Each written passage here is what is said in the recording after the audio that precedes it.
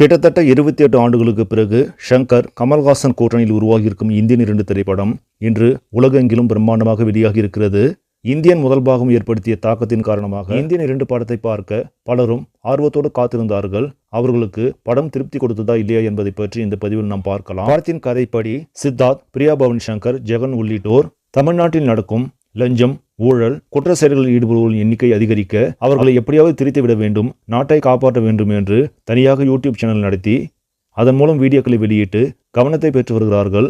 ஒரு கட்டத்தில் அனைத்துமே எல்லை மீறி போக நம்மளால் இனி எதுவும் செய்ய முடியாது, நாட்டை காப்பாற்ற முடியாது, மீண்டும் இந்தியன் தாத்தா வந்தால்தான் நாட்டை காப்பாற்ற முடியும் என்கிற நிலைக்கு போக அவர்கள் இந்தியன் தாத்தாவை தேடுகிறார்கள். எங்கு தேடியும் இந்தியன் தாத்தா கிடைக்கவில்லை என்பதால் கம்பேக் இந்தியன் என்கிற ஹேஷ்டாக்கை உருவாக்கி உலகம் முழுவதிலும் ட்ரெண்டிங்கில் வர வைக்கிறார்கள்.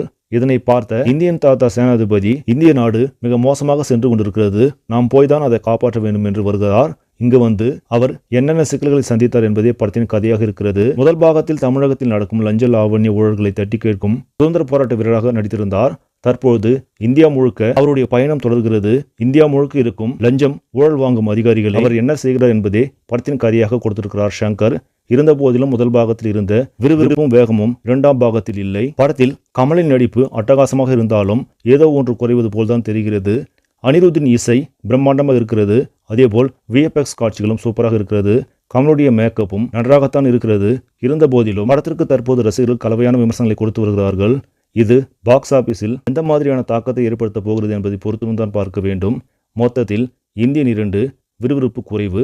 சரி, நம்பளே இந்த விமர்சனம் உங்களுக்கு பிடிச்சிருந்தா லைக் பண்ணுங்க, ஷேர் பண்ணுங்க, மறக்காம நியூஸ் இன்ஃபோ தமிழ் சேனலை சப்ஸ்கிரைப் பண்ணுங்க. அடுத்த வீடியோவில் சந்திக்கலாம். நன்றி.